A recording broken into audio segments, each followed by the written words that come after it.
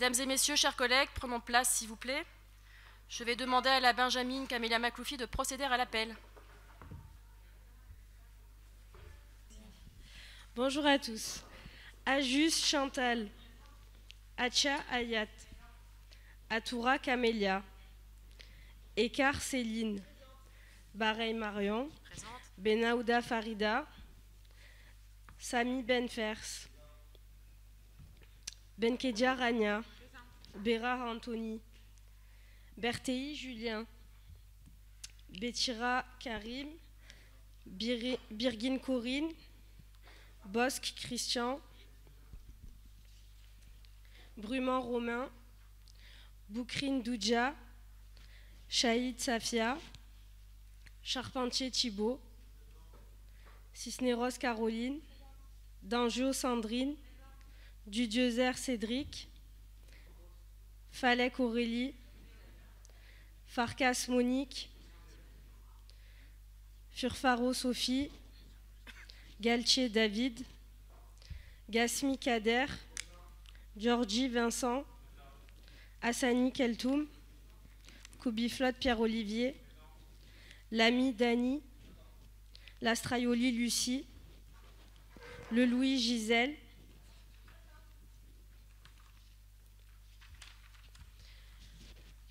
Monchi Didier, Oanessian Franck, Pénaud Vanessa, Paul Ulriquet, Petit Marc, Picarelli Frédéric, Ponce Jean-Paul, Ravier Stéphane, Rossi Denis, Sayac Jean-Yves, Semerjian Laurence, Sicard Caroline, Solaire Johan, Turc Jean-Michel, Vendredi Vincent et Yatsou Ali.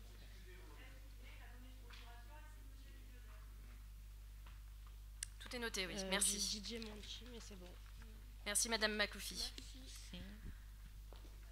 Nous passons maintenant à l'approbation du compte-rendu in extenso de la séance du 8 novembre 2021. Y a-t-il des observations? Madame Dangiot. Merci Madame le maire. Alors nous voterons bien évidemment le compte rendu in extenso, mais permettez-moi, suite à ce vote, de vous poser donc deux questions. Vous étiez engagé lors du dernier conseil d'arrondissement de nous faire parvenir le récapitulatif des travaux réalisés cette année sur l'ensemble de nos équipements. Alors c'était le 8 novembre, je crois, le dernier conseil, on n'est que le 14 décembre, mais ça fait quand même plus d'un mois et je n'ai toujours rien reçu. Nous avons bien reçu votre courrier pour la voirie, auquel M. Dudiezer vous a d'ailleurs à nouveau répondu, mais concernant les travaux dans les équipements qui vous sont transférés, aujourd'hui nous n'avons rien reçu, donc si vous pouviez tenir vos engagements et nous le faire parvenir, ça serait sympathique et je vous en remercie par avance. Notre point, lors du dernier conseil, nous abordions le budget et nous parlions des illuminations de Noël, d'illuminations pour lesquelles vous vous étiez engagé de faire mieux en dépensant moins. Alors j'ai deux questions à vous poser. Est-ce que l'installation est terminée, Madame le maire? Parce que force est de constater aujourd'hui que vous n'êtes pas arrivé à faire mieux avec moins, vu que les habitants ne cessent de se plaindre tous les jours du manque d'illumination dans notre secteur. Un exemple, l'église de Château-Gombert n'a pas eu son ange cette année, le chemin de Palama n'a pas eu ses guirlandes non plus. Le secteur est quand même bien triste, je trouve, aujourd'hui, d'autant que vous avez eu le soutien du conseil départemental pour beaucoup de vos manifestations, et je m'en réjouis pour le secteur, mais force est de constater que là encore vous nous avez menti, et que dans le domaine des illuminations de Noël, vous avez une fois de plus échoué. Je vous remercie. Juste une petite question, Madame le maire. Où est passé Monsieur Turc? Fin de la question.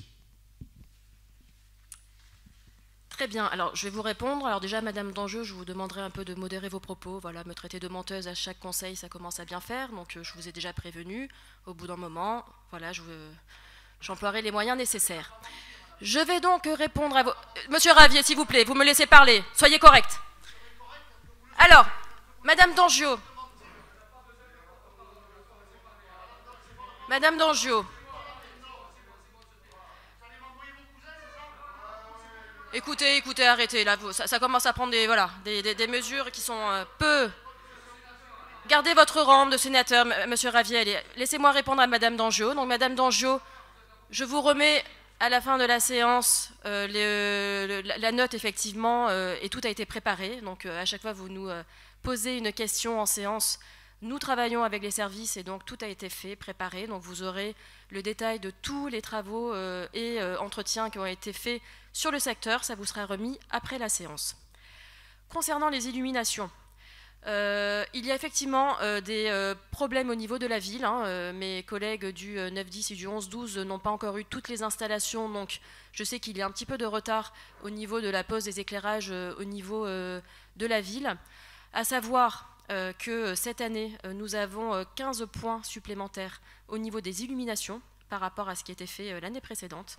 Donc encore une fois, je vous confirme que nous avons fait plus. Concernant Château-Gombert, nous avons demandé au président de CIQ de nous indiquer ce qu'il souhaitait, comme à l'ensemble des présidents de CIQ des différents quartiers, et nous avons respecté ce qui nous a été demandé, Madame Dangiot. Et vous avez raison de souligner, encore une fois, la participation du département, et nous nous en réjouissons, et ça nous a permis effectivement de profiter de manifestations et animations sur le secteur. Je m'en réjouis, et j'espère que nous pourrons en bénéficier les années suivantes. Monsieur Ravier, effectivement, Monsieur Turc est absent depuis quelque temps, il a des problèmes familiaux, donc c'est très gentil de votre part de vous inquiéter de Monsieur Turc, et voilà, nous lui souhaitons bien évidemment beaucoup de courage dans ses épreuves. Merci. Donc on passe au vote du compte-rendu, qui est Monsieur Bosc.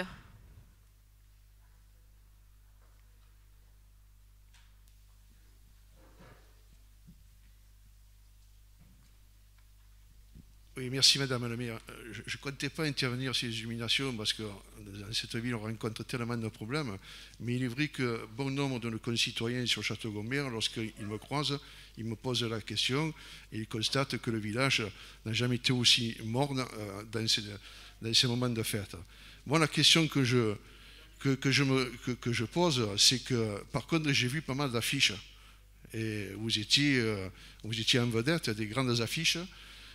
Au dernier conseil d'arrondissement, M. Benfer déplorait, enfin, il faisait le constat plutôt, le mot déplorer est un peu trop grand, il faisait le constat que 120 000 € pour dépenser pour des informations que bien souvent les gens ne lisent pas, c'était peut-être un peu trop. Peut-être qu'il aurait fallu réserver un peu de ce budget pour les illuminations. C'est tout ce que je voulais dire.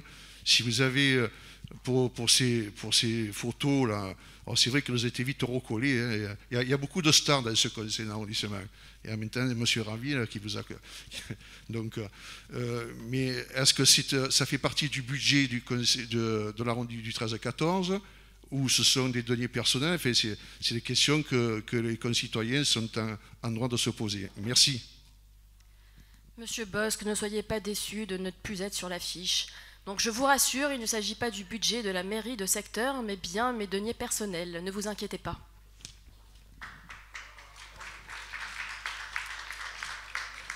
Allez, je vous propose de passer au vote du compte-rendu. Qui est contre? Qui s'abstient? Donc adopté. Merci. Avant de commencer ce conseil, permettez-moi de rendre hommage, un hommage appuyé, au travail des agents de notre mairie de secteur. En cette fin d'année, j'ai eu l'occasion, avec les services, de faire un état des réalisations sur le secteur. Effectivement, Madame Dangiot, vous aurez déjà quelques réponses à vos questions du précédent conseil. Et donc nous avons fait un état des réalisations sur le secteur, sur le 13e et sur le 14e arrondissement. Force est de constater que les efforts entrepris pour augmenter le budget de l'entretien des quelques 170 équipements et ainsi soutenir les équipes a porté ses fruits. Nous avons des agents qui se sont démenés, avec des élus à leur écoute, à leur côté, des habitants enfin satisfaits de voir que les équipements mis à leur disposition sont enfin entretenus. Que ce soit pour les centres d'animation, les équipements sportifs, mais encore les espaces verts. En 2020, des travaux auront été réalisés pour une somme totale de 629 755 €. Ce sont 293 233 € consacrés au centre d'animation, 273 828 € consacrés aux équipements sportifs, 61 704 € consacrés aux espaces verts, parcs et jardins.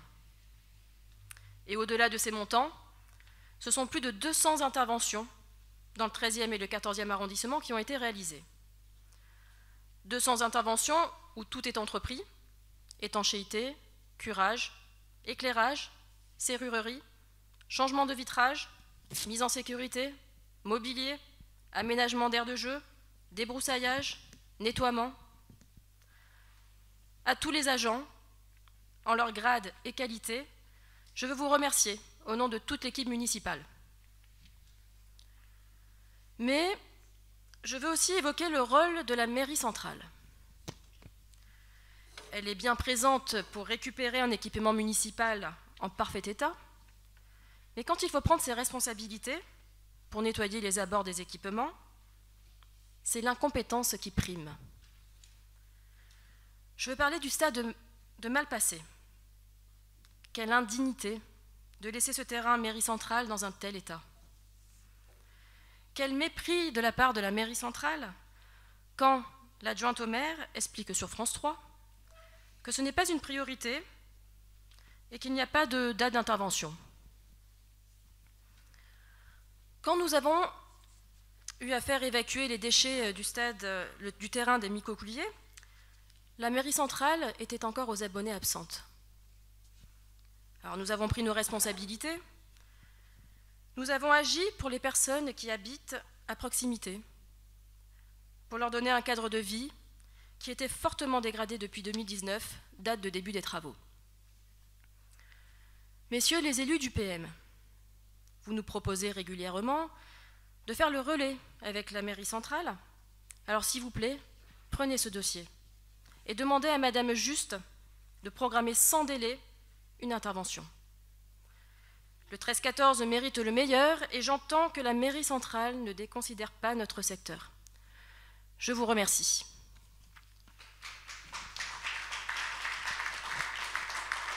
Monsieur Bosc. Madame Barret, je suis un peu déçu quand même, parce que là, vous venez de lire un document. Je ne sais pas qui c'est qui vous écrit vos discours, mais vous faites complètement fausse route. Et ce qui se passe dans nos secteurs, avec Samy Benfer, s'y intéresse, j'espère comme vous. Il faut savoir que ce parking qui est au bord du stade, donc je me suis renseigné, bien entendu, auprès de Christine Juste. Le problème, c'est que, comme vous le dites, c'est la compétence de la ville de Marseille. Il aurait fallu, d'ailleurs votre adjoint n'est pas là, il a le 06 de Madame Juste, il aurait fallu qu'il lui passe juste simplement un coup de fil pour permettre l'intervention, mais ça, ce sont des querelles complètement stériles. Ce que je peux vous dire, l'engagement qu'a pris la ville de Marseille et Christine Juste, c'est dans un premier temps de sécuriser l'endroit, parce qu'il ne sert à rien de débarrasser si le parking n'est pas sécurisé. Donc première étape, sécurisation du parking, et deuxième étape, dès début janvier, ce parking sera débarrassé. Donc ce sont des polémiques complètement politiciennes et complètement inutiles. Merci. Monsieur Ravier.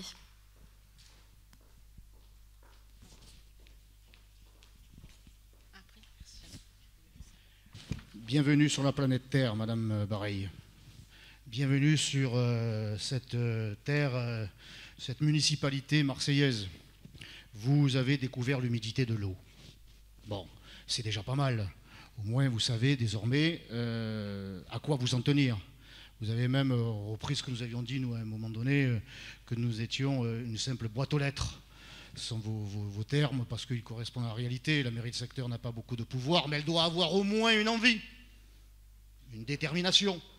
Surtout quand, contrairement à ce qui s'est passé entre 2014 et 2020, aucune institution ne prenait en compte les besoins des 13e et 14e arrondissements, et pas les besoins de Stéphane Ravier, et pas les besoins de Madame Danjou, et pas les besoins des élus qui nous avaient fait l'honneur de nous accompagner, les besoins des 147 000 ou 157 000 habitants. Toutes les institutions, y compris le conseil départemental qui nous a ignorés, qui a pris en otage les 157 000 habitants parce qu'ils avaient en partie mal voté. C'est à votre tour maintenant. avec la mairie de Marseille. Parce que la mairie de Marseille aussi, bien sûr. Le maire de l'époque ne nous a jamais fait aucun cadeau. Aucun. Il a fallu qu'on se retrousse les manches et on en a fait du boulot, mais c'était notre devoir. On ne le regrette pas. Au contraire.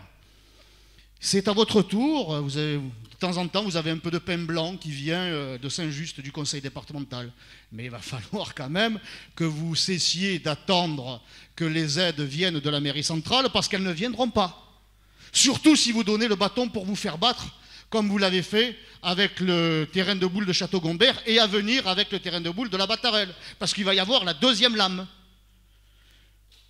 Puisque vous n'écoutez pas les conseils et que vous n'êtes manifestement apte qu'à appliquer des consignes, ne vous étonnez pas de ne recevoir que mépris au mieux et oubli. C'est malheureusement, on le regrette, la règle du jeu politicienne dans cette ville qui fait qu'aujourd'hui, il va bien falloir que vous vous mettiez au travail, vraiment, si vous voulez répondre aux besoins des habitants. Monsieur Benfer. Madame le maire, je ne me permettrai pas de vous traiter de menteuse, mais à un moment donné, je vous demande d'être un peu plus lucide, pour ne pas dire honnête. Plus d'une fois, on a tendu la perche à ce conseil d'arrondissement. Plus d'une fois, nous nous sommes mis à votre disposition et à la disposition de votre majorité pour améliorer les choses sur notre territoire. Concernant le stade de Malpasset, y a-t-il une demande de la part de la mairie du 13-14 ? Y a-t-il eu une alerte qui n'a pas été écoutée ou prise en compte par la mairie centrale ? Non. Dès que nous avons pris connaissance de ce qui se passait aux abords du stade, l'élu concerné s'est déplacé. Et au lieu de faire de la politique buzz, on prend le temps de faire bien les choses. Nous avons déjà étudié la faisabilité de protéger le site, le sécuriser et ensuite le nettoyer.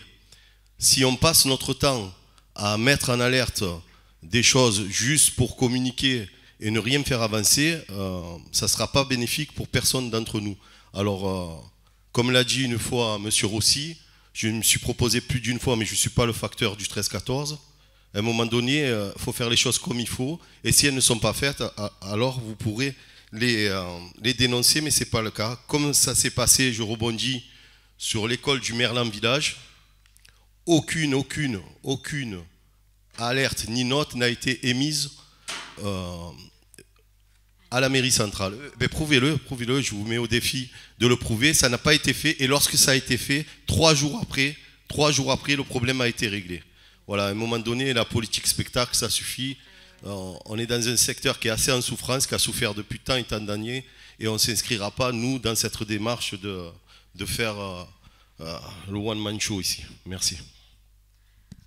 Monsieur Benfer, vous nous demandez de faire votre travail. Encore une fois, au niveau du terrain de foot de Malpasset, Monsieur Sayag soulève le problème depuis cet été. Je pense que les messages quand même sont arrivés jusqu'à la mairie centrale. Vous avez également le gardien du stade de foot qui a saisi la mairie centrale. Et je vous assure, vous me parlez ensuite des écoles. Encore une fois, les écoles, c'est de votre compétence. Et nous avons appelé M. Ganosi dès que nous avons été avertis du problème de chauffage. Écoutez, voilà, on ne va pas rentrer dans des propos, enfin, c'est de la mauvaise foi au bout d'un moment. Nous alertons encore une fois, mais bon, il faudrait que la mairie centrale, vous avez des compétences, faites le travail nécessaire. C'est tout ce que nous demandons. Monsieur Wanessian, vous souhaitiez prendre la parole.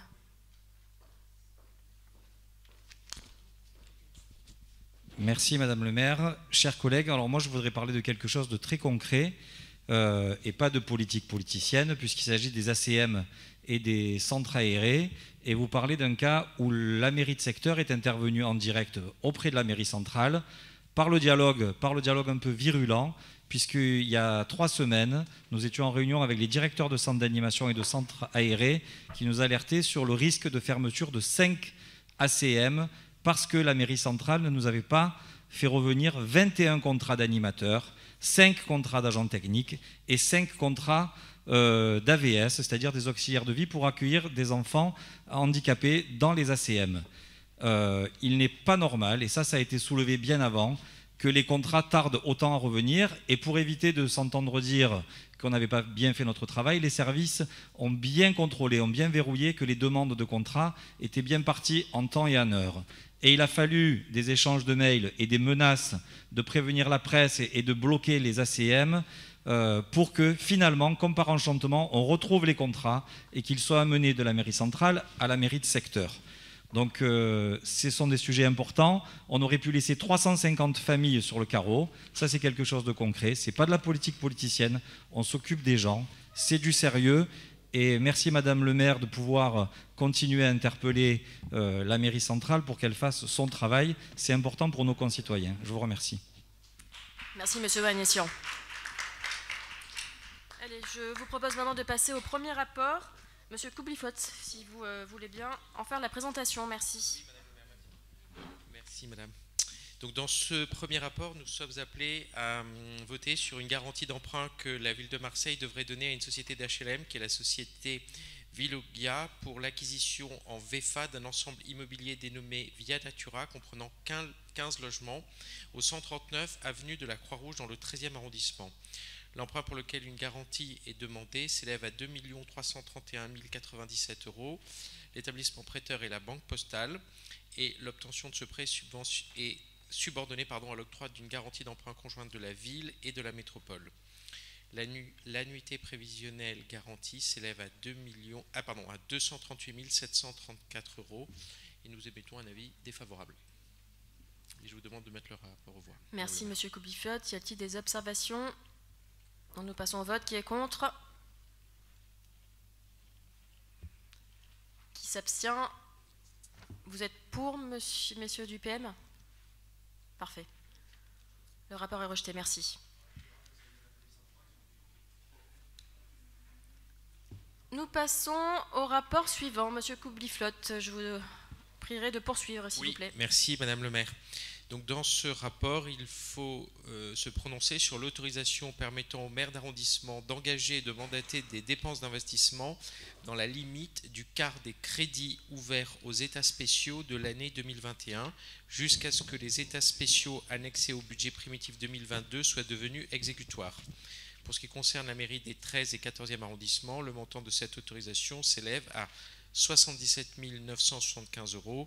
Donc pour donner un mot d'explication, mais c'est assez simple, le nouveau budget n'est pas encore voté, enfin pas encore exécutoire, mais vous avez besoin de pouvoir engager des dépenses. Donc c'est la raison pour laquelle, de manière provisionnelle, on vous autorise, en attendant le caractère exécutoire du nouveau budget, à engager la mairie dans la limite du quart du budget de l'année précédente.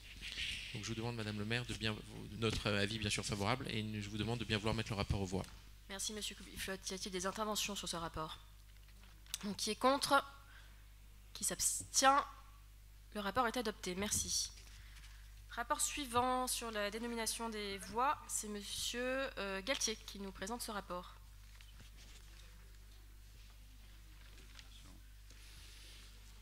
Madame le maire, chers collègues, donc il s'agit de donner des noms à des voies. C'est un rapport qui a donc pour objet de proposer des nominations de voies figurant dans le tableau que je vais résumer suite à l'avis favorable de la commission de dénomination des noms de rues qui s'est réunie le 24 novembre 2021 avec tout d'abord dans le quartier des Mourets, une voie qui part du chemin des Mourets et finit boulevard Bernard Verger. Changement de type de voie et de nom pour une meilleure géolocalisation, donc avenue Jean et Marius Masse. C'est une origine de la proposition qui vient de notre bataillon des marins-pompiers. Deuxième voie sans nom, qui est un début de chemin de la Grave jusqu'au chemin du Cavaou, qui est une voie commune d'ailleurs avec la ville de Plan-de-Cuc dans le 13e. Et là, nous aurions toujours, avec une proposition du bataillon des marins-pompiers, le boulevard Marius Mars. Homme politique, je rappelle, 1884-1941. Figure historique du 13e. Dans la voie, troisièmement, qui part de la traverse du Vieux Moulin et qui aboutit à la traverse Tour-Sainte, nous avons une proposition de la métropole, de la direction des grands travaux, et qui souhaiterait, dans le 14e, avoir une rue Eugénie Armand, qui est une bienfaitrice du 14e, 1815-1902.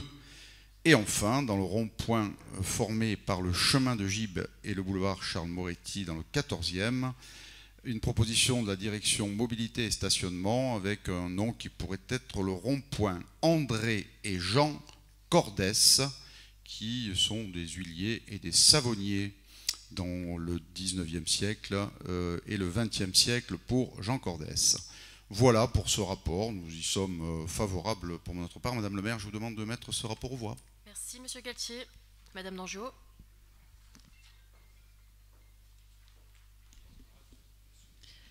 Merci Madame le maire. Alors une intervention très rapide sur, nous voterons bien évidemment favorablement ce rapport.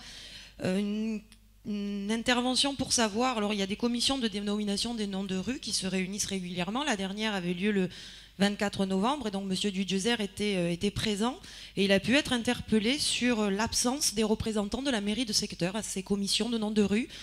Donc voilà, je vous interroge aujourd'hui pour savoir pourquoi aucun élu de la mairie des 13e et 14e arrondissements de votre majorité, puisque nous, Monsieur Dudjezer était présent, ne participe à ces commissions, sachant qu'apparemment d'autres dossiers, à part ceux-ci bien sûr, mais je vais vous expliquer pourquoi ceux-ci sont passés aujourd'hui, d'autres dossiers restent en souffrance. Donc voilà, j'aimerais comprendre quelle est la raison pour laquelle vous n'assistez pas à ces commissions.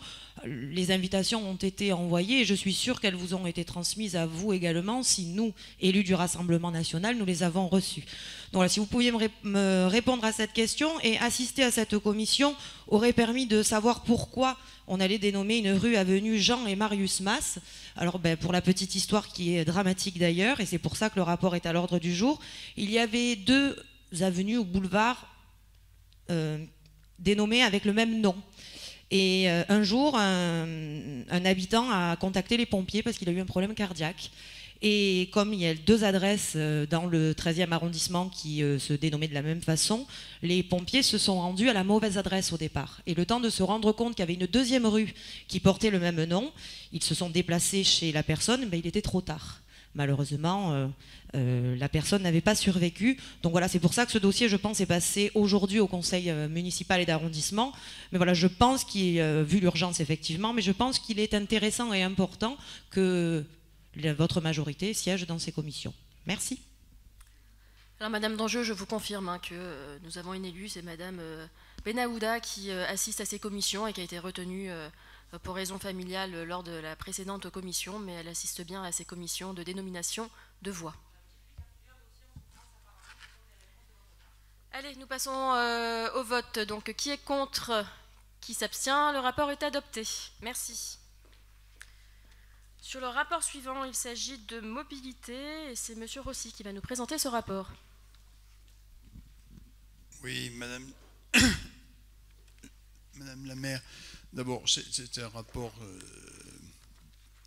plus qu'intéressant puisqu'il va parler de différentes mobilités et je suis sûr qu'aujourd'hui, il va interpeller les uns et les autres, notamment sur ce qui nous est proposé, notamment sur les mobilités dans le cadre du nord de Marseille, tel qu'il nous est proposé ici.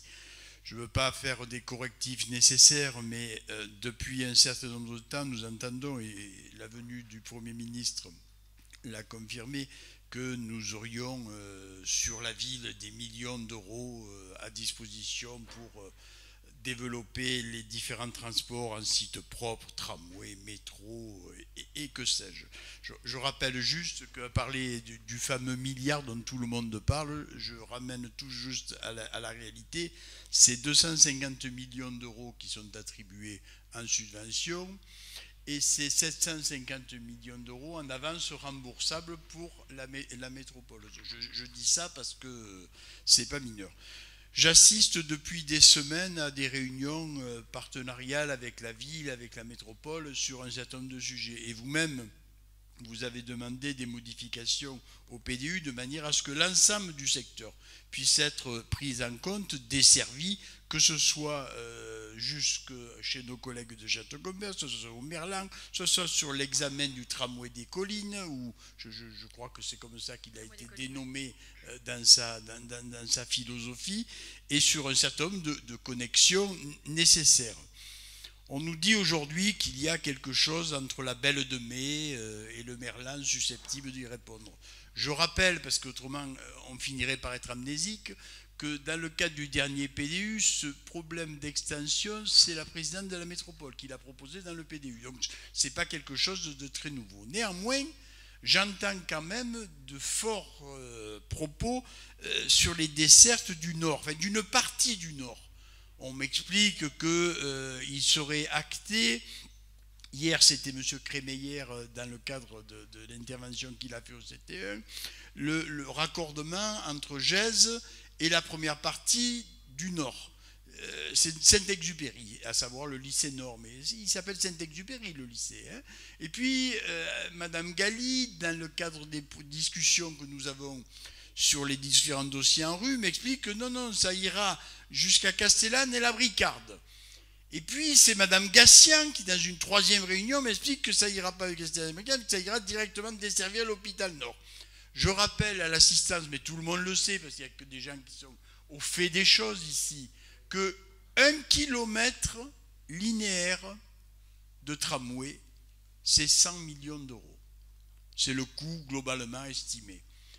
Alors je me dis, on a 250 millions, ça fait 2,5 km. Il y a déjà des projets déjà préengagés, des dossiers déjà quasiment ficelés, et certains sont au début d'études. Je comprends que tout le monde explique qu'il va y avoir des tramways partout, des bus tram partout, des BHLS partout et surtout des métros partout. Je crois qu'on est en train de faire une passe d'illusionniste dans cette affaire-là et qu'il convient de rappeler ce que vous avez initié dès le départ lorsque vous êtes arrivé, à savoir une modification du PDU qui couvrirait l'ensemble des possibilités sur l'ensemble du 13-14, pas sur des segments mais sur l'ensemble, des modes différenciés, à savoir du BHNS au tramway, jusque pourquoi pas une extension de métro, si d'aventure nous ayons 2 Noëls consécutifs, puisque c'est à Noël qu'on nous fait, paraît-il, des cadeaux, et puis la réalité des faits. Je constate néanmoins que le dossier, l'un des dossiers avancés sur ces éléments-là, et d'ailleurs dans le rapport et dans le corps du rapport, on parle d'aucun autre, c'est celui susceptible de relier la Belle de Mai au Merlin. Ça s'arrête là dans le corps du rapport. Alors on peut effectivement échanger des heures sur ce sujet-là, mais on sait très bien que d'abord, un, c'est de nature budgétaire, et deux, qu'il ne peut pas être concevable d'arrêter quelque chose pour quelque chose qui n'est pas ni dans les études, ni finalisé pour faire un jeu de rôle qui de toute façon s'est fait au CT1, se fera j'imagine demain ou après-demain à la métropole et se fera au futur conseil municipal. Voilà Madame la maire, merci en tout cas d'être venue à la commission qui a permis et qui a réuni la métropole, le département et la ville pour défendre l'ensemble du territoire et non pas une partie ou un segment qui conviendrait à X ou Y. C'est bien la desserte de l'ensemble du territoire qui convenait de rappeler et sur laquelle vous avez fortement insisté. Je vous en remercie. Voilà, chers collègues. Merci. Merci, Monsieur Rossi. Monsieur Bosque.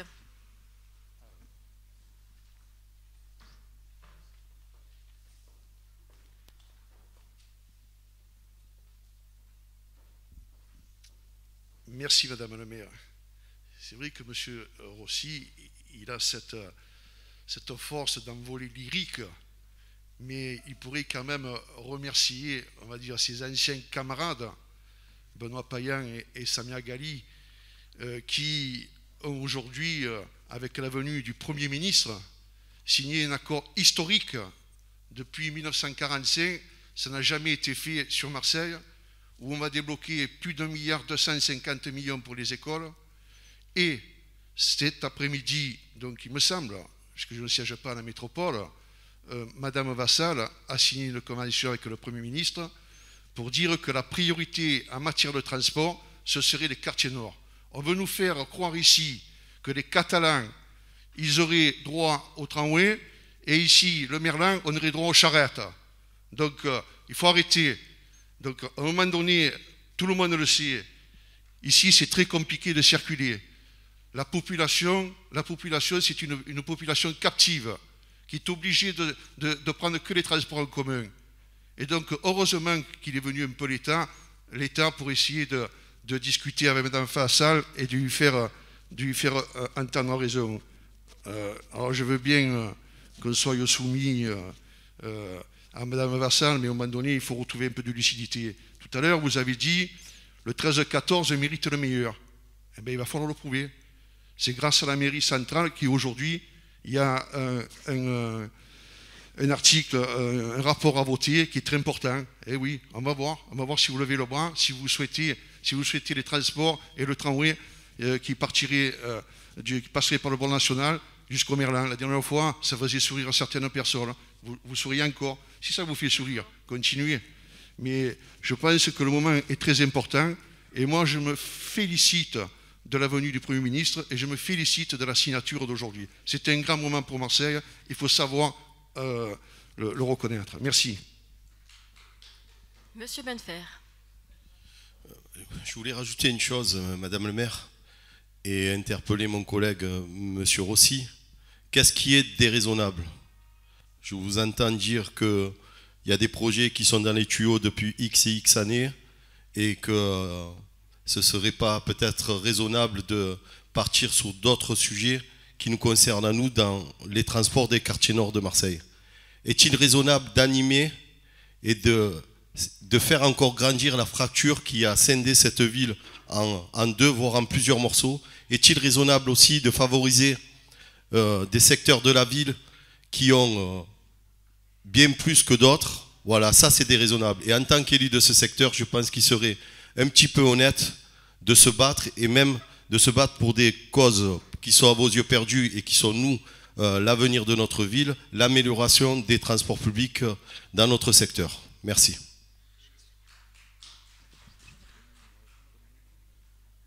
Monsieur Rossi, vous voulez répondre? Attendez. Monsieur Ravier.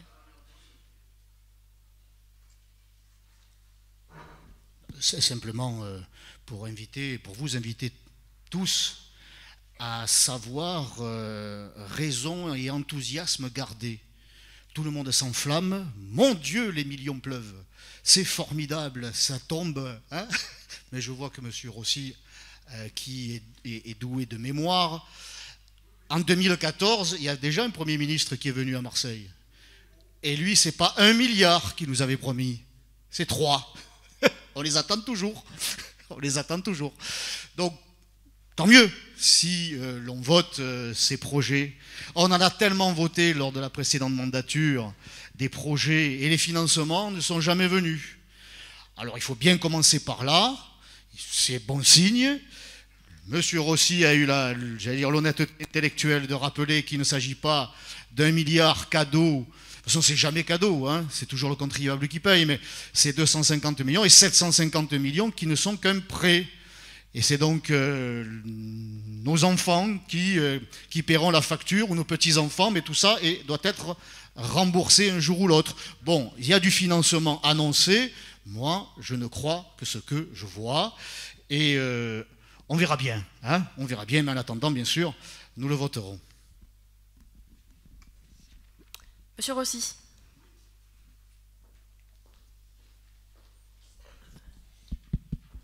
En vieillissant, j'ai du mal à m'exprimer ou j'ai un problème d'incompréhension. Alors je vais essayer de chercher des mots plus, des synonymes plus acceptables. Le rapport qui nous est proposé, j'ai indiqué que j'y étais plus que favorable, encore une fois. On nous présente un rapport qui dit on va couvrir une partie partant de la Belle de Mai jusqu'au Merlin. Mais M. Bosc, comme je ne suis pas trop amnésique, et M. Ravier me faisait au moins cet élément-là, j'ai connu effectivement un jour au Parc Chano une présentation par le Premier ministre de l'époque, qui était Jean-Marc Ayrault, où il nous expliquait que nous avions non pas X millions et des avances remboursables, mais 3 milliards à disposition de passes qu'il appelait le Grand Marseille, puisque ça c'était uniquement pour Marseille, non pas l'acte métropolitain, Et au bout de la course, à part le BHNS qui passe dans la rue de Lyon, qui passe dans des conditions tellement atypiques que lorsque vous montez dans le BHNS à Gèze et que vous essayez de descendre à Saint-Antoine, vous prenez plus de temps qu'il ne faut pour monter à pied, tellement il y a des comportements et des voiries qui n'ont pas été adaptés, j'ai pas vu grand-chose. Oui, on a vu Gèze, vous avez vu le temps que ça a mis, Gèze fini, et pour ouvrir, de manière que ce soit aux normes. Donc ce que je répète, et vous verrez que la question, c'est pas opposer ou fracturer tel ou tel territoire, c'est qu'effectivement, dans le plan d'ensemble qui nous est proposé, la bataille qui a été menée, je parle sur ce secteur, je ne peux pas parler pour les autres, moi, c'est très compliqué, par la maire de secteur, c'était d'abord de faire modifier le plan des déplacements urbains. Vous auriez pu dire, et je sais que vous le savez, parce que vous suivez ce dossier avec attention, oui, la métropole a répondu à la demande de la mairie de secteur et a modifié le plan de déplacement urbain en capacité de répondre dans tous ces déplacements-là. Mais, monsieur Bosc, ce qu'il faut éviter de faire, c'est raconter n'importe quoi, n'importe qui. Si les sous arrivent, parce que tout à l'heure, vous m'avez raconté une histoire, là, elle est charmante, hein, de la venue du Premier ministre. Mais on n'a pas dû lire ni la même interview, ni les mêmes chiffres. De vous et moi, on a un problème de zéro entre vous et moi. Hein. Mais je vous fais crédit, je suis sûr que vous avez raison. Jusqu'au moment où je vous démontrerai que vous avez tort, hein, monsieur Bosc. Au moment où nous nous parlons, on a parlé des sous pour l'hôpital Nord, pour l'hôpital globalement de l'assistance publique. On a parlé des sous et maintenu ce qu'on nous s'est engagé, c'est-à-dire 250 millions d'euros avec un fléchage sur la partie nord. Et je vous répète, c'est une bonne chose.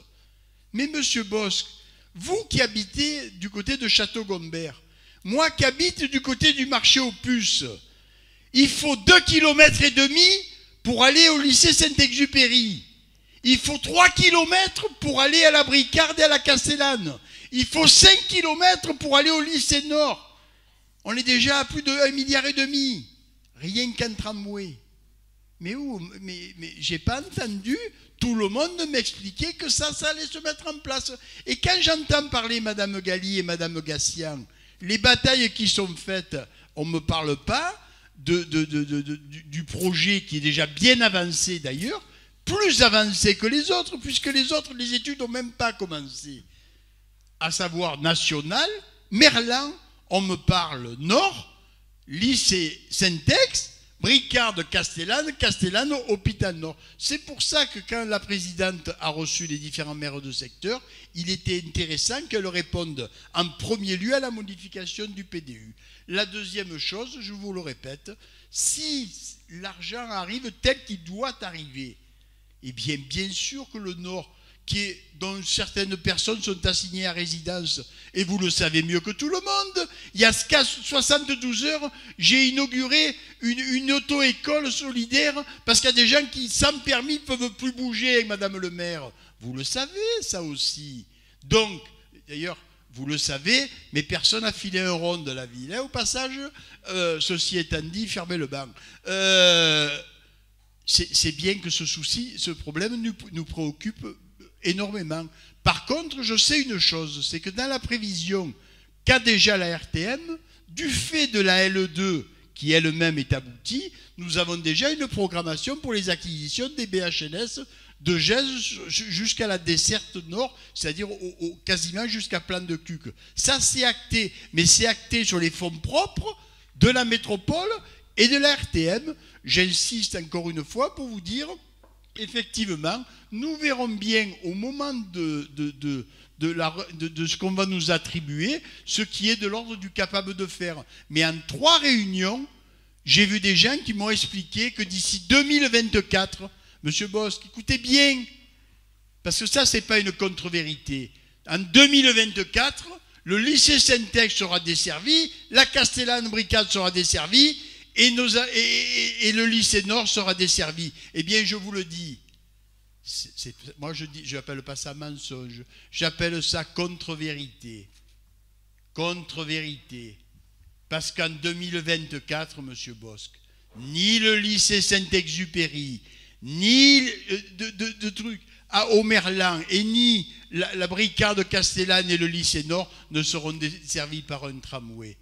Voilà, ça c'est une contre-vérité. Et ce qui est recherché aujourd'hui, c'est savoir comment on fait, et c'est là où c'est pas très honnête, comment on fait pour le moment venu, en voyant que ça ne se fait pas, chercher forcément un responsable pour se dédouaner soi-même. Voilà, c'est ça notre réalité. La réalité, c'est que nous avons 250 millions actés et 700 millions qui vont gréver nos enfants et peut-être nos petits-enfants. Et je ne suis même pas sûr que nous soyons en capacité, au niveau métropolitain, de contracter un emprunt de cette nature-là. Parce qu'un emprunt, il faut le rembourser quand même à un moment donné. Et il n'y a plus de prélèvement, parce que M. Macron, il a commencé à faire des cadeaux à tout le monde, et puis peut-être que M. Macron, dans quelques mois, il ne sera plus là, et que ce qui a été dit, comme ça a été dit par Jean-Marc Ayrault, bien ça passera à la trappe. Voilà ce que je voulais vous dire, non pas pour pas que le Nord soit oublié, mais que l'ensemble des territoires. Moi, il me semble aussi que le 13-14, c'est aussi le Nord de Marseille. Il n'y a pas que le 15-16, le 13-14, c'est aussi le nord de Marseille. Et de mémoire, c'est celui le plus peuplé et le plus mal desservi. Voilà. Merci, Monsieur Rossi. Monsieur Bosque, je vous demande de faire court, du coup, voilà, merci. Très rapide, je suis fortement étonné de la réponse de M. Rossi, parce que lui qui est un garçon très brillant et très intelligent, c'était en termes de choix concernant les investissements, comme vous avez dit, nous verrons bien, mais en attendant, il y a des garanties, notamment la partie prêt qui est garantie par l'État. Quand on va faire un prêt, nous bancaires, l'État n'est pas là. Donc là, s'il y avait un problème, je veux dire, voilà, ça veut dire que les entreprises seront là. Ça veut dire qu'à Marseille, il y aura des travaux, il y aura des gens qui seront appelés à venir travailler. Moi, ce que je voulais vous faire toucher du doigt, c'est en termes de choix. Pourquoi choisir le tracé du 4 septembre, les Catalans, de faire le choix de mettre un tramway dans ce secteur-là, alors que vous pouvez, la présidente Martine Vassal, peut prendre le choix, comme vous venez de dire, faire le tramway dans les quartiers nord. C'est sûr que ça coûte cher, le kilomètre de tram. Je peux vous en parler. Mais c'est une question de choix. Le choix qu'a fait la présidente Martine Vassal, elle a préféré encore mettre les moyens dans les quartiers sud, là où il y a le métro, là où il y a du transport. Et les quartiers nord ont été laissés tomber. C'est pour ça qu'au premier conseil, le dernier conseil d'arrondissement, j'avais fait appel à vous autres où il y a ici 4 vice-présidents auprès de Martine Vassal, pour justement la faire changer d'avis. Je pense que là, on y est presque. On verra le résultat, si le choix du tram sur le Merlan va être accepté avant celui des Catalans. C'est tout ce que je voulais dire. Ça, c'est un terme de choix, vous pouvez le faire. Allez, on passe au vote, merci. Qui est contre? Qui s'abstient? Le rapport est adopté à l'unanimité. Merci. Le rapport suivant, Madame Atia, s'il vous plaît.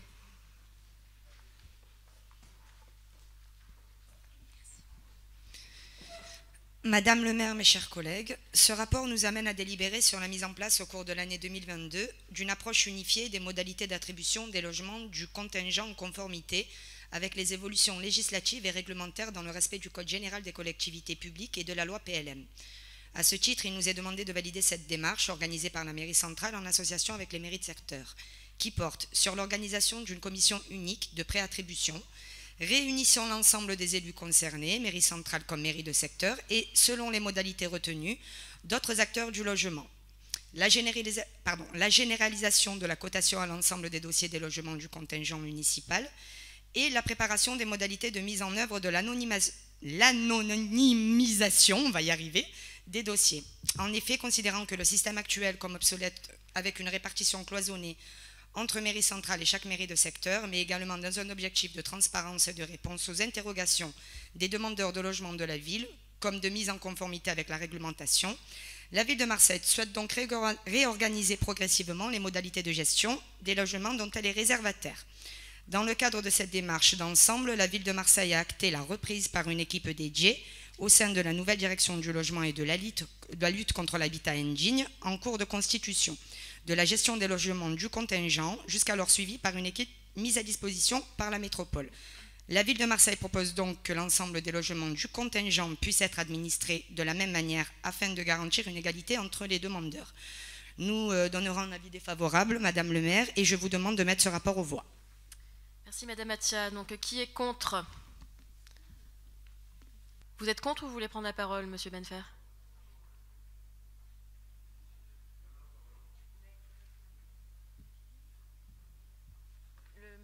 Pour Monsieur Benfer, s'il vous plaît.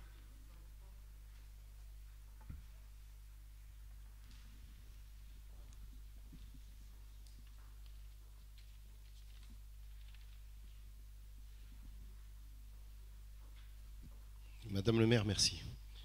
Je profite de ce rapport pour vous demander, s'il vous plaît, de nous rassurer ou peut-être de nous éclairer. Ça fait plusieurs jours que nous sommes interpellés par nos concitoyens, des journalistes et même des élus concernant les problèmes de logement et d'attribution de logement au sein de la mairie de secteur. Il semblerait que certains élus et fonctionnaires auraient été auditionnés par les services de police concernant des malversations ou des pots de vin remis contre attribution de logement. Alors, je me suis permis cette question à haute voix. Nous ne sommes pas une cour de justice ici.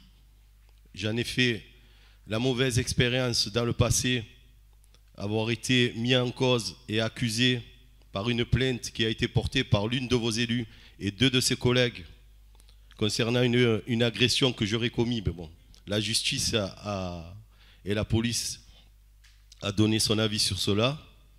Maintenant, je vous demande, s'il vous plaît, de nous dire ce qu'il en est et de nous éclairer pour qu'on puisse aussi nous rassurer les gens qui nous interpellent.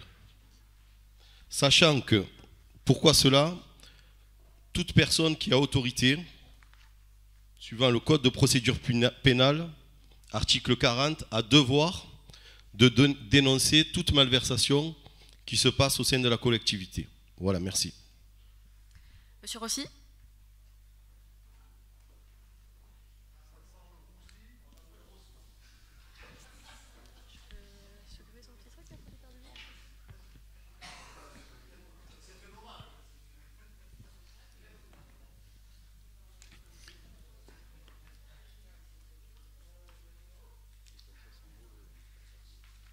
Non, mais je ne vais pas taquiner, Monsieur Ravier, sur des bons mots ou des mauvais mots.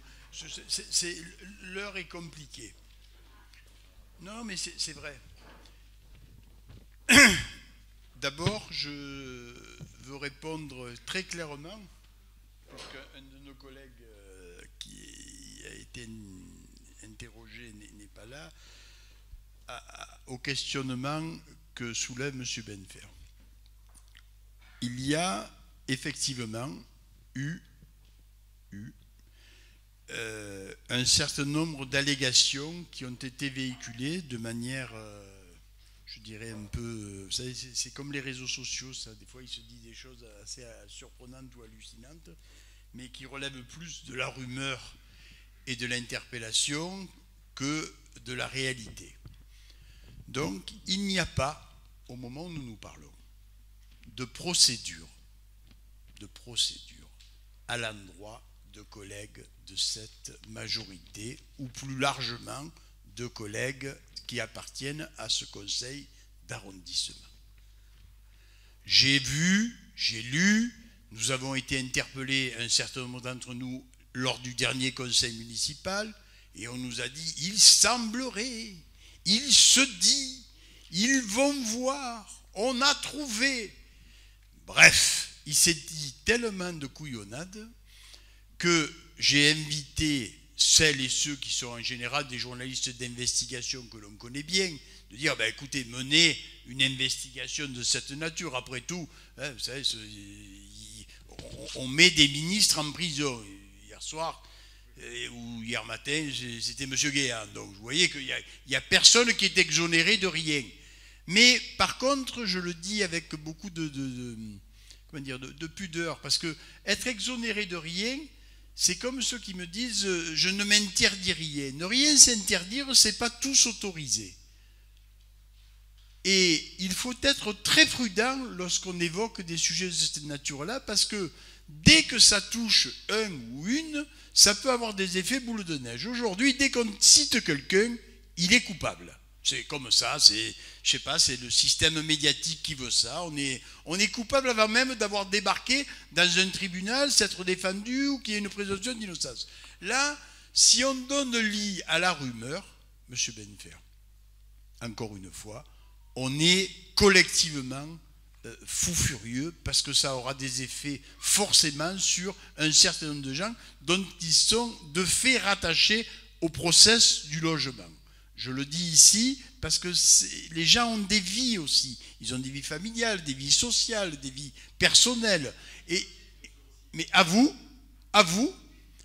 qui quelquefois avez été agressés, même au niveau d'un affichage, et sur lequel j'ai apporté une dénonciation publique. Non mais c'est pas à vous que je l'ai dénoncé, M. Benfer. C'est à ceux à qui c'était destiné, forcément. C'est les médias qui interrogent aujourd'hui. C'est pas M. Benfer. M. Benfer est conseiller municipal. Donc, je répète, il faut être très prudent. Alors, votre réponse, non, il n'y a pas aujourd'hui d'affaires au sein de cette mairie de secteur relevant de ce qui relève à la fois de l'attribution de logements ou des éléments que vous avez apportés. Je ne les cite pas parce que rien que le mot me pose un vrai problème naturel. Voilà, c'est la seule réponse que je peux vous faire. Je vous la referai n'importe où, c'est-à-dire au conseil municipal, dans n'importe quelle instance, de la même manière. Voilà, je vous le dis parce que, encore une fois, ces sujets-là me paraissent suffisamment graves, suffisamment compliqués, et ces éléments de rumeur pour avoir des fois des éléments pouvant toucher des personnes qui pourraient effectivement être en charge de ce type de problème. Voilà, je réponds aussi à monsieur le sénateur, je l'ai fait avec beaucoup de pudeur, parce qu'effectivement, un et une d'entre nous n'étaient pas là et qu'il paraît moral à un moment donné de défendre le respect et l'honneur de ceux qui sont absents et qui de fait ne peuvent pas se défendre. Voilà, M. Benfer. Merci, M. Rossi. On passe aux voix. Qui est contre? Qui s'abstient? Très bien, merci. On passe au rapport suivant. Sur le rapport suivant, c'est M. Coupiflotte qui nous le rapporte. Merci.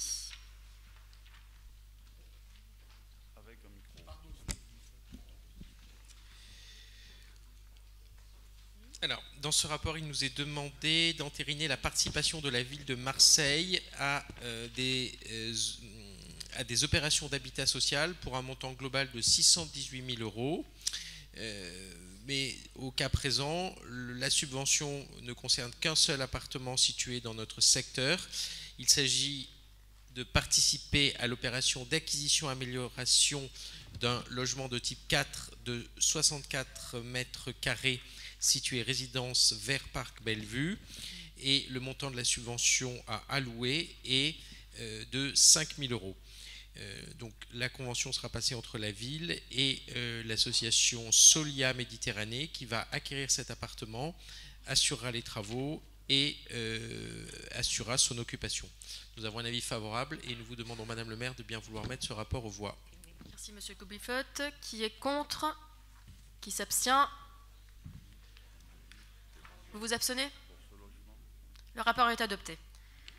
Rapport suivant, Monsieur Coupiflotte, je vous laisse continuer. Merci, Madame le maire. Donc, là encore, il s'agit de délibérer sur l'attribution de sommes du budget de la ville qui sont issues du programme Mission Aménagement durable et urbanisme pour l'année 2021. Donc, il y a deux 2 subventions à voter qui concernent notre secteur. Une première subvention de 169 772 €, donc pas de notre budget, du budget de la ville, au profit de la Logirem. Et cette première subvention vise à réaliser des aménagements d'espaces extérieurs dans la résidence des Micocouliers, dans le 14e arrondissement. Ces travaux d'aménagement extérieur s'inscrivent dans un projet global d'aménagement des voiries et du stationnement de la résidence. Donc il y a différents travaux qui sont prévus: plantation d'arbres, rénovation des espaces végétalisés, création d'un cheminement piéton, création de 2 espaces récréatifs, une aire de jeu pour les 3-6 ans, une structure pour grimper pour les 6-10 ans et 2 tables de ping-pong en dur. Donc ça, c'est la première demande de subvention pour 169 772 €. Et une deuxième demande de subvention pour une association qui s'appelle l'association 3S pour séjours sportifs solidaires. C'est une association dont l'objet est de sensibiliser les habitants des quartiers prioritaires de la ville aux questions de remploi des déchets et de favoriser en même temps, on ne sait pas trop comment, mais de favoriser en même temps l'accès à la pratique sportive. Donc c'est une association qui va intervenir dans le quartier Saint-Joseph, dans le 14e arrondissement, et le projet d'investissement pour lequel une subvention est demandée vise à acquérir un véhicule utilitaire d'occasion, un vélo cargo avec caisson et remorque, un bicimixeur et du matériel de bricolage. Et là, le montant de la subvention que la ville se propose d'accorder est de 9 425 €. Et pour ces 2 rapports, l'avis est favorable. Et je vous demande, Madame le maire, de bien vouloir mettre ce rapport aux voix. Madame le maire, je ne prendrai pas part au vote. C'est noté. Merci. Parfait. Donc nous passons au vote. Qui est contre? Qui s'abstient? Le rapport est adopté. Pour le rapport suivant, Monsieur Owen-Nessian, s'il vous plaît. Merci Madame le maire et mes chers collègues. Ce rapport a pour objet l'approbation de l'attribution de subventions en nature lors des 12 derniers mois à des associations et organismes qui présentent un intérêt général local de par leur action dans les domaines aussi divers que la culture, le sport, la citoyenneté, les solidarités et les loisirs. La ville de Marseille met à leur disposition des locaux communaux via des titres d'occupation à des tarifs inférieurs à la valeur locative réelle du bien, ce qui procure à l'association ou à l'organisme une subvention en nature. Notre secteur est concerné par les bénéficiaires suivants: l'association Athletic Club Phocéen, l'association Les Minots de Marseille et l'association Centre Social l'Agora. Madame le maire, je vous demande de mettre ce rapport aux voix. Merci Monsieur Owen-Nessian. Monsieur Ravier. Oui, une intervention qui n'a pas un lien direct avec les associations ainsi présentées, mais puisqu'il s'agit du domaine de la culture, je voudrais simplement vous interroger sur le retour du tableau de la Nativité dont la restauration est terminée. Vous avez sans doute été informé de la fin de ces travaux. Le tableau, comme il l'a été, et on en a parlé à l'occasion j'en ai parlé à l'occasion du dernier conseil municipal. J'ai même remercié M. Coppola. Il en a été tout surpris. J'ai cru qu'il allait faire une attaque même. Et le maire de Marseille a confirmé ce que nous avions voté à l'époque lors de la précédente mandature, à savoir qu'une fois que ce tableau serait restauré, il retournerait en mairie de secteur. Non seulement il retournerait en mairie de secteur, mais il pourrait y être exposé dans le hall de la mairie. Comme ça, tous les Marseillais, quels qu'ils soient, pourraient profiter gratuitement de cette œuvre exceptionnelle, culturelle aussi, mais il s'agit de nos racines, de nos traditions, que chacun peut découvrir.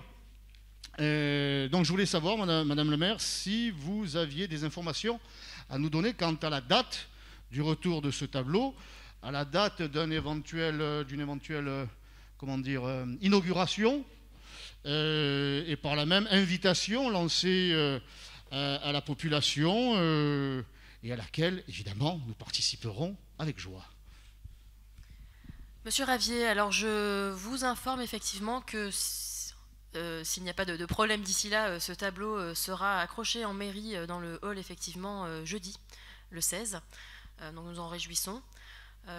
Concernant ensuite l'inauguration, bien évidemment que nous avons à cœur de pouvoir faire une inauguration.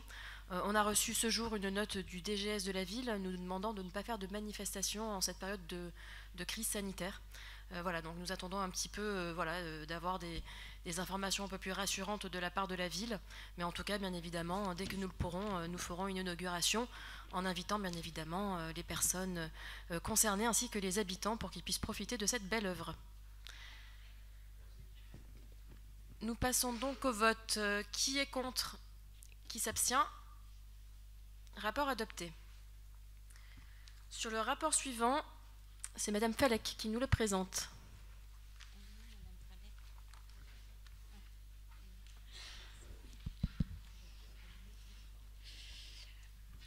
Concernant ce rapport, donc, nous sommes saisis afin de statuer sur la cession donc, de 23 appartements et de leurs lots annexes, figurant donc sur la liste ici annexée, issus de la copropriété du parc de la Rose dans le 13e arrondissement, au profit de la société 3F Sud, moyennant la somme de 1 050 000 € hors frais et hors taxes.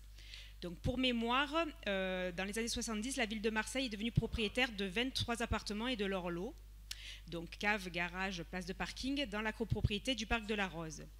Ces acquisitions avaient été engagées dans le cadre de la création d'une voie rapide.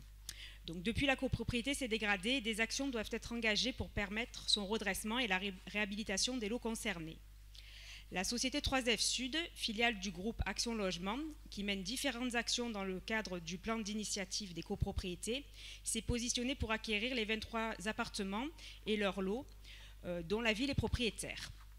Donc, si nous connaissons et partageons donc la nécessité donc de réhabiliter cet ensemble immobilier, de ne pas laisser des équipements vétustes, non entretenus, voire vacants, nous avons toutefois demandé à la ville de nous apporter des précisions, ou plutôt des informations, sur les modalités éventuelles de mise à disposition donc, des lots. Ce qui est prévu en termes de réservataires, éventuellement de conventions de mise à disposition. En effet, donc, nous souhaitons avoir une visibilité sur ce qui est prévu dans notre secteur. D'où notre demande auprès de la ville. Pour l'instant, nous n'avons pas eu de retour malgré donc, nos sollicitations. Ces demandes donc, sont aussi portées par les administrés du secteur qui souhaitent donc savoir ce qui est prévu. C'est la raison donc, pour laquelle nous nous abstiendrons sur ce rapport. Je vous demande donc de le porter aux voix. Merci Madame Falek. Alors je ne sais pas si Monsieur Bosque ou Monsieur Banfer, vous pouvez répondre à nos questions aujourd'hui.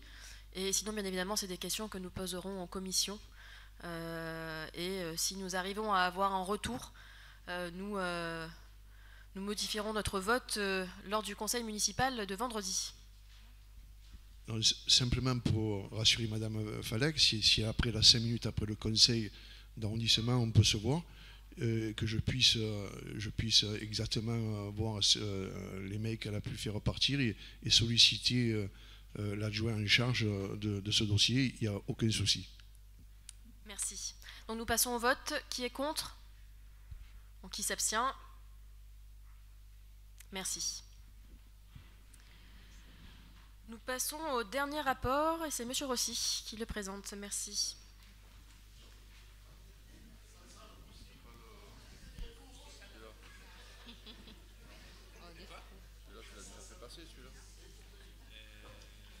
Bien. Ça faisait longtemps, hein, je reconnais. Mais celui-là, quand même, en terminaison, je reconnais que normalement, il devrait animer une partie de notre conseil d'arrondissement, quand même. Puisque là, nous sommes devant le plus grand atypisme de la Terre.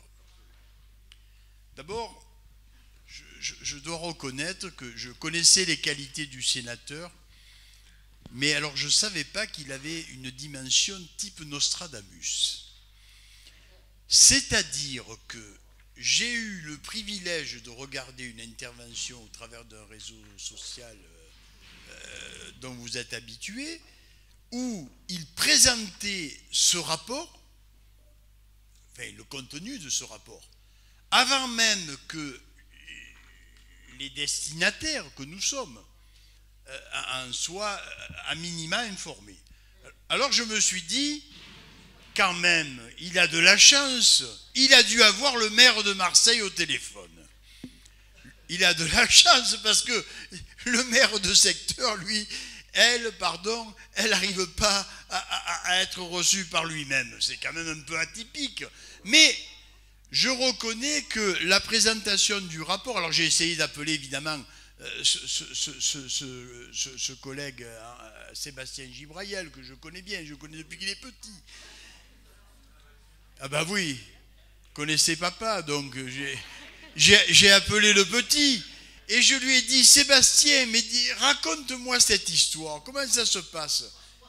Eh bien, je dois vous dire que je ne sais pas, Marseille, ce jour-là, vous avez la chance d'avoir des communications qui marchent. Moi, il a dû passer 3 ou 4 fois sous un tunnel, comme dans un certain film, et on a été coupé. Donc, j'ai jamais su quel était le fond du dossier. Mais j'ai bien compris quand même, en lisant le corps du rapport, que tout ça ressemblait bien, encore une fois, à quelque chose. D'ailleurs, ils ont eu beaucoup de mal à l'écrire apparemment, hein, parce que pour donner du sens à quelque chose qui en a assez peu, il fallait faire plaisir à un certain nombre de personnalités. Bien, c'est fait, c'est dit, c'est annoncé, et je dois vous dire que si j'avais vu M. Bosque ou M. Benfer publier cet élément-là, je me serais dit, c'est normal. Ils appartiennent à la même majorité dans la commission, on a dû leur dire ce problème est réglé. Ben pas du tout. Vous fûtes brillamment celui qui relatait les faits. Et quand je vous ai écouté, je me suis dit quand même, il connaît le corps du rapport à la perfection. Eh bien, c'est la première fois que je vois le maire de Marseille prendre autant de temps pour dire à un sénateur. Il aurait dit à la conseillère générale qui est là, je l'aurais compris. Il aurait dit à notre collègue conseiller général également, je l'aurais compris. Mais qui vous le dise à vous directement, sans le dire d'abord au maire de secteur, j'ai trouvé ça d'un atypisme particulier. C'est donc des passerelles, des ponts, des liens. Mais c'est normal, c'est normal, c'est normal. L'homme, il est rarement à la hauteur de sa rhétorique. Donc je dirais à Benoît Payan, j'ai découvert une nouvelle facette de toi, et dans cette facette-là, j'ai découvert que tu donnais à un certain nombre de personnes une information en priorité plutôt qu'à ceux qui sont issus des urnes et qui gèrent les majorités. Voilà, donc il n'y a pas plus à soulever que ça. De toute façon, ça va sûrement soulever un certain nombre d'interrogations. Ce rapport, il est plus politique et arrangeant pour un certain nombre d'entre vous et d'entre nous, pour des raisons que je m'explique assez mal. J'avais cru comprendre, ne connaissant pas grand-chose au boule et au sport, qu'il y avait un appel d'offres ou un appel à projet de mémoire qui était lancé par la mairie de secteur, que tout ça devait découler sur une future gestion de cet équipement. Il semblerait qu'il n'en est rien, que la mairie de Marseille ait décidé de récupérer 1, voire 2 équipements de nature municipale. Je ne savais pas que sur la proximité, en termes de centralisation, c'est bien une première qu'on récupère des équipements plutôt qu'on les délègue. Mais bon, il y a des atypismes à tous les niveaux et on n'est pas au premier. Voilà, Madame le maire, je répondrai sûrement aux interpellations des uns et des autres, mais je crois fort qu'ils connaissent mieux le corps des choses que moi-même qui en ai pris connaissance il y a quelques heures en remplacement de notre collègue adjoint au sport. Voilà, merci. Merci Monsieur Rossi, et donc Monsieur Ravier, vous avez la parole.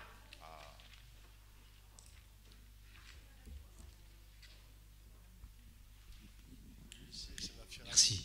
Denis, tu nous as tenu la jambe 10 minutes pour rien dire. Rien. Sur le fond, rien.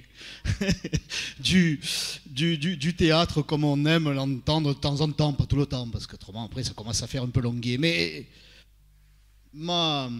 cet atypisme, ce que vous qualifiez, monsieur le conseiller, d'atypisme et de passerelle, elle est là, la passerelle.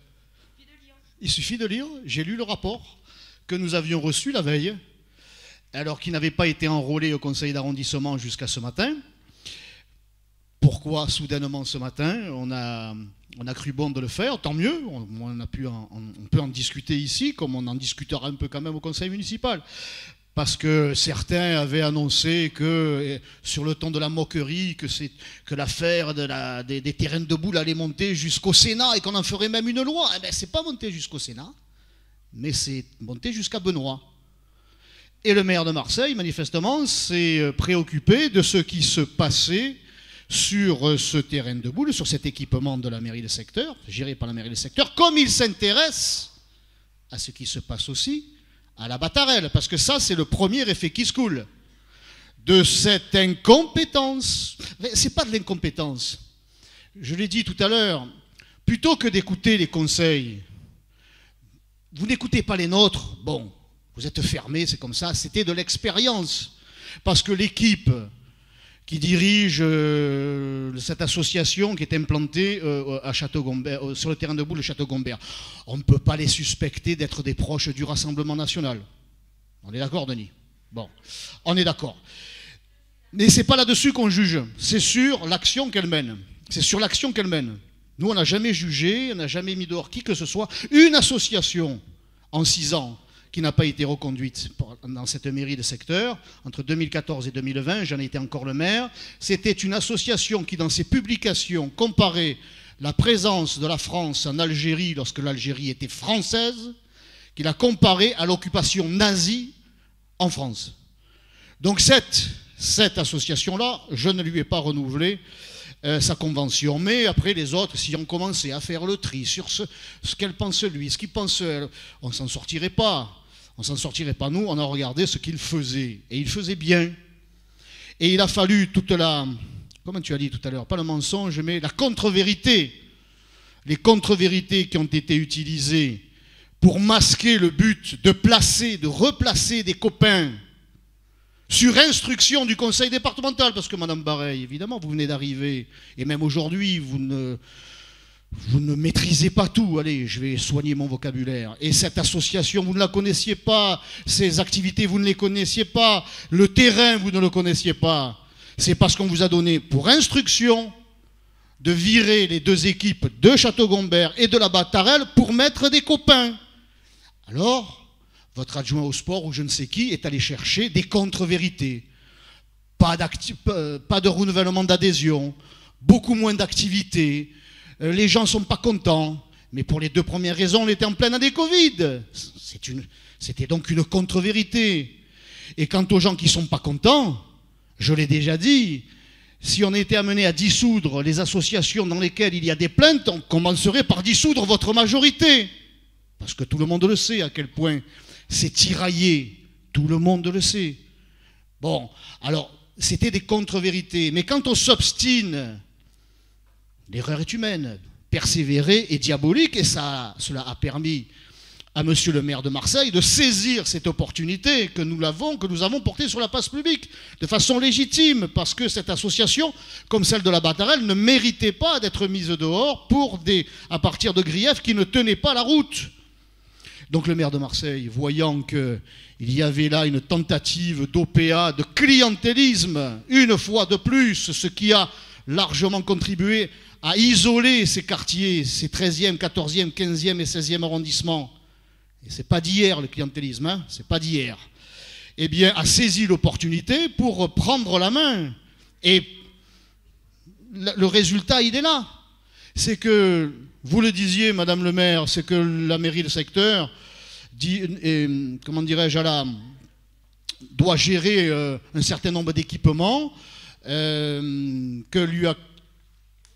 que lui a transmis la mairie centrale, et il n'y en a pas beaucoup qui sont en aussi bon état que celui de la Battarelle, et en moins meilleur état celui de Château-Gombert, mais en fait, il tient quand même la route, c'est quand même un équipement extrêmement important, et il est difficile d'entretenir ce bâtiment qui est fermé. Ça demande des investissements plus ou moins lourds, mais c'est un équipement important. Le résultat de votre entêtement, c'est que l'équipement vous échappe. Vous avez donné le bâton pour vous faire battre. Alors aujourd'hui, on a beau avoir notre ami Denis qui en fait des caisses sur l'atypisme, mais l'atypisme, le premier, il est de votre fait. Si vous n'aviez pas appliqué aveuglément, si vous n'aviez pas tenté d'appliquer aveuglément les consignes qui, j'allais dire ça n'engage que moi, qui viennent du conseil départemental, je ne vois pas d'où ils peuvent venir d'ailleurs, eh bien nous n'en serions pas là. Nous n'en serions pas là. Alors, une parenthèse est très courte et vraiment je termine. Tout à l'heure vous êtes enflammée, Madame le maire, parce qu'on vous accuse de mentir, mais on n'utilise pas le mot mentir comme ça, par hasard ou de façon légère. Là, je dirais qu'il s'agit de contre-vérité. Parce que vous nous aviez parlé aussi de coups de téléphone de la fédération de pétanque. Mais où est-ce que vous avez vu que la fédération de pétanque, quelque fédération que ce soit, passe un coup de fil? Ils envoient un mail, ils envoient un courrier, un recommandé. Où sont les pièces? Il n'y en a pas. Ça commence à ressembler à des mensonges. Comme il y a mensonge pour l'augmentation des factures de destruction des documents administratifs. Ça, c'est ce que vous avez dit. Nous avons reçu un courrier de la mairie qui a bien confirmé qu'il n'y a jamais eu de facture, il n'y en a jamais eu du tout, sous l'ancienne mandature, de facture de destruction des documents administratifs. Donc vous avez menti, ou on vous fait mentir. On vous fait tenir des propos et que vous, permettez-moi de vous le dire, que vous annonnez. Comme vous avez encore menti lorsque vous affirmez dans votre magazine que vous avez organisé, que cette mairie de secteur a organisé le premier forum de l'emploi. C'est le 3e. Dites que votre mandature, votre majorité a organisé son premier forum. Mais ce n'est pas le premier forum, c'est le 3e. Alors peut-être que vous n'êtes toujours pas au courant, mais ça m'étonnerait que les services ne vous l'aient pas dit. Vous faites fi de ce que l'on vous dit. Même le maire de Marseille, au conseil municipal, vous l'a dit, lorsque vous avez osé affirmer qu'il refusait toute rencontre, il vous a textuellement répondu, mais lorsqu'on s'est vu au Pharo, je n'étais pas un hologramme, c'était bien moi.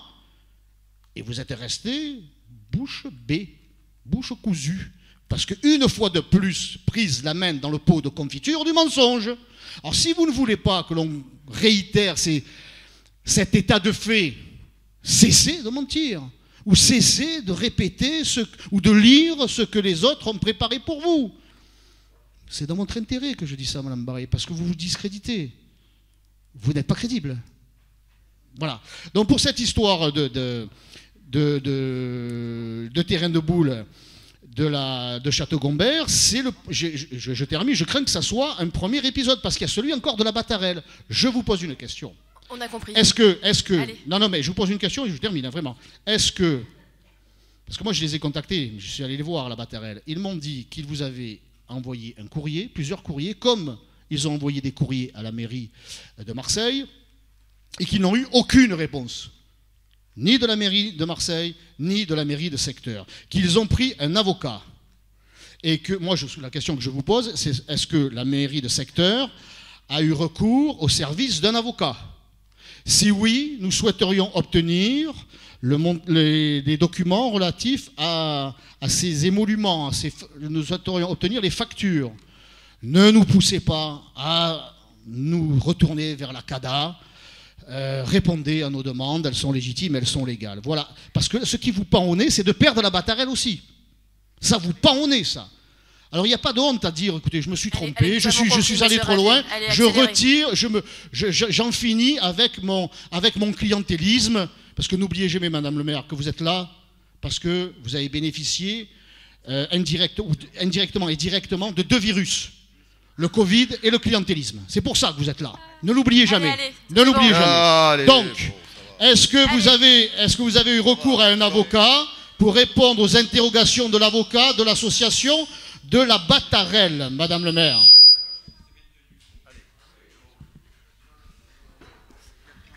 Allez, Monsieur Benfer ou Monsieur Bosque, mettez-vous d'accord pour qui prend la parole.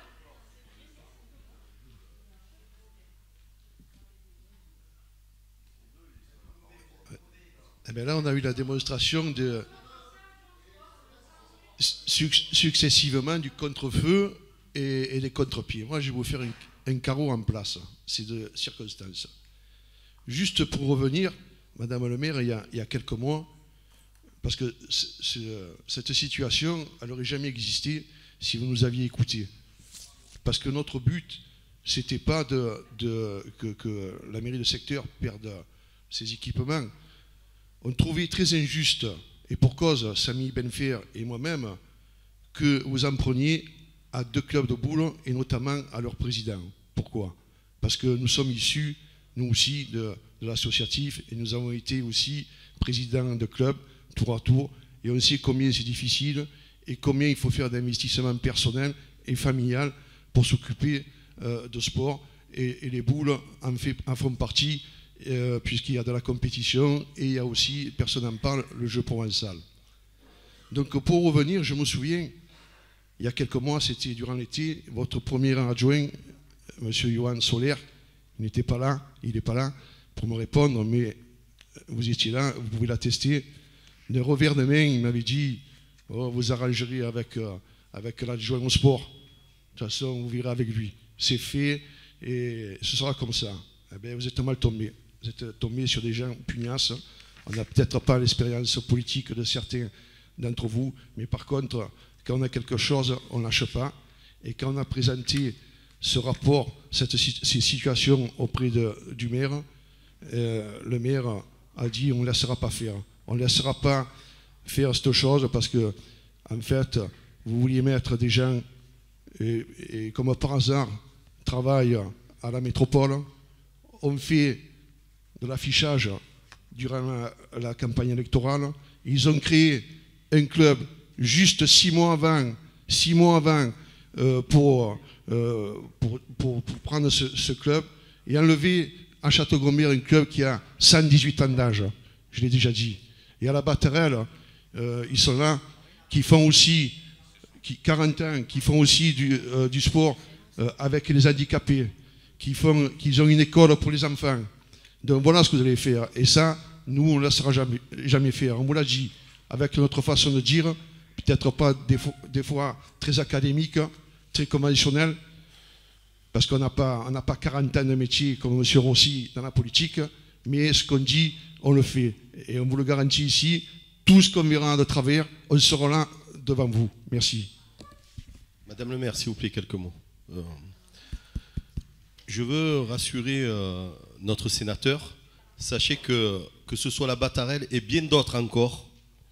Et je veux signaler une chose. Aujourd'hui, ce rapport qui prête à confusion et même à rigolade pour certains, le maire a décidé cela pas dans un esprit politique ou dans un esprit partisan. Parce que la mairie de Marseille fait de la politique pour ses concitoyens et pas pour ses votants. Chaque fois, avec les moyens qu'on aura, que l'injustice se fera ressentir pour qui que ce soit, pour un électeur potentiel de droite, de gauche, ou d'extrême droite ou d'extrême gauche, avec Christian Bosc, ici même, on se fait fort, et via la mairie centrale, de défendre toutes les injustices. On vous a prévenu à tous. On a essayé à maintes reprises de nouer le dialogue et de ne pas vous faire affront de faire que cet équipement passe sous gestion mairie centrale. On a essayé de créer le consensus entre les associations prétendantes et les associations qui étaient déjà en place.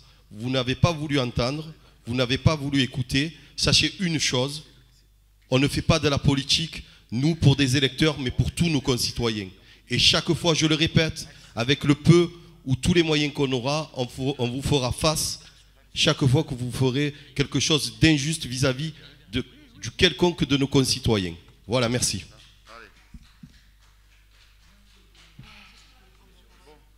Monsieur Rossi, vous souhaitez répondre? Oui, pas répondre.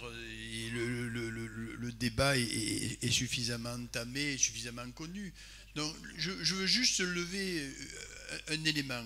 Monsieur le sénateur a dit le conseil départemental serait à la manœuvre pour initier ce process. Alors moi, excusez-moi, le conseil départemental, je sais un peu ce que c'est quand même. Y étant élu depuis un certain nombre de temps, Madame Dangio également, Monsieur Dudezert également, je ne vois pas en quoi le conseil départemental s'est occupé, ni de près ni de loin, de cet élément-là. Je dis bien ni de près ni de loin de cet élément-là. Je me rappelle, mais il n'est pas là, Donc c'est compliqué d'échanger sur quelque chose. Moi, je n'ai pas l'honnêteté de dire que je connais bien le monde bouliste et le monde de ces territoires-là. Mais il me semblait que la présentation qu'en avait fait l'adjoint en charge des sports reposait sur un certain nombre d'éléments. Monsieur Bosque, vous-même, monsieur Benfer, tout le monde dit, écoutez, tout ça, c'était autre chose. J'en connais ni les tenants ni les aboutissants de ce que vous évoquez. Il me semblait, mais vous l'avez relaté, Madame le maire, que tout ça partait sur un appel à projet qui avait été publié, sur lequel, qui semblait être transparent et sur lequel...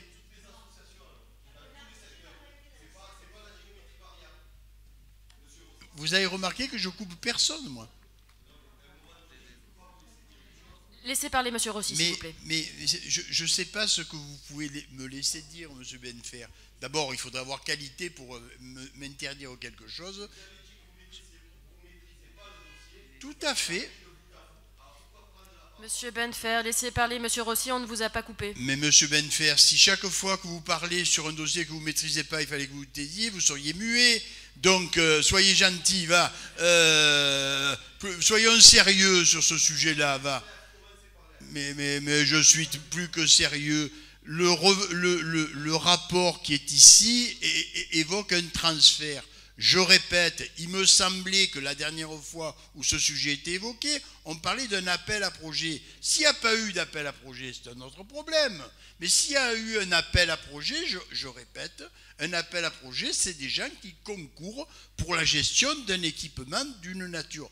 Et pas des gens qui sont privilégiés à tel ou tel endroit. J'entends un certain nombre d'allégations de gens qui seraient présélectionnés. Moi, je ne les connais pas. Je ne vais pas raconter ce que je ne connais pas. Je ne les connais pas. Je suis resté sur le corps du rapport. Et le dernier conseil d'arrondissement parlait bien d'un appel à projet, d'une commission qui examinerait celles et ceux qui seraient susceptibles de gérer, et sur lequel l'ensemble, me semble-t-il, mais je me suis peut-être trompé, Madame le maire, vous aviez indiqué que l'ensemble de la majorité de l'opposition participerait. Donc si ce n'est pas le cas, si vous alléguez que c'est une autre chose, c'est une chose. En tout cas, je constate effectivement que le maire de Marseille, via son adjoint, M. Sébastien Gibrayel, a pris une décision, il est majoritaire, acte est pris, et nous échangerons sur un certain nombre de choses, puisque je proposerai au maire de Marseille, que je connais bien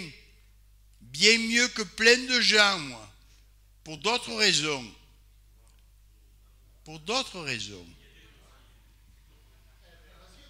mais pour des raisons affectueuses.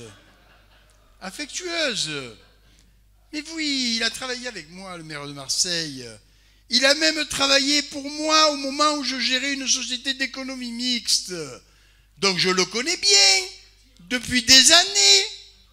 Mais il n'y a pas d'encore là.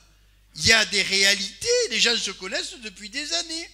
Moi, je ne fais pas l'amnésique. Vous me l'avez souvent reproché. Un jour, on m'avait dit « Guérini, pas Guérini ».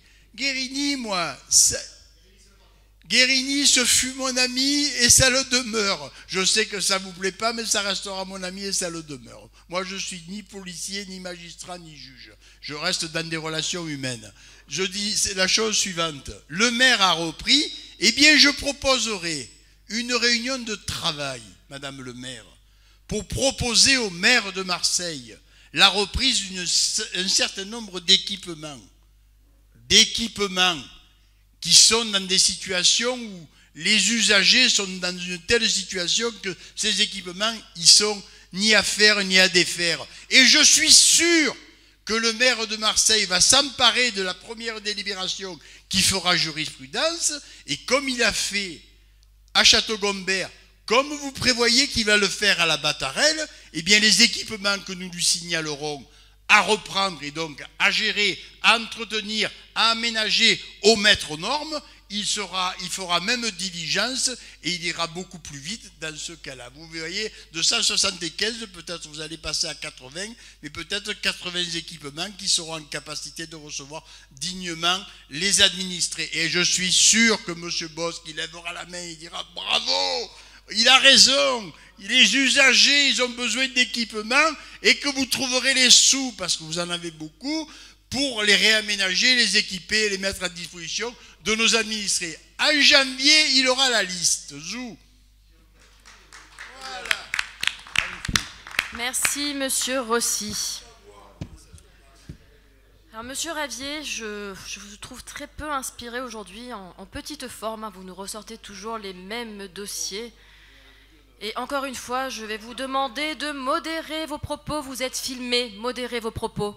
Et encore une fois, je n'ai aucune leçon de morale à recevoir de votre part, surtout quand je vois le rapport de contrôle de l'AFA en termes de gestion associative. Donc faites attention, monsieur Ravier, ne donnez pas de leçons. Vous n'avez pas pris connaissance de ce rapport?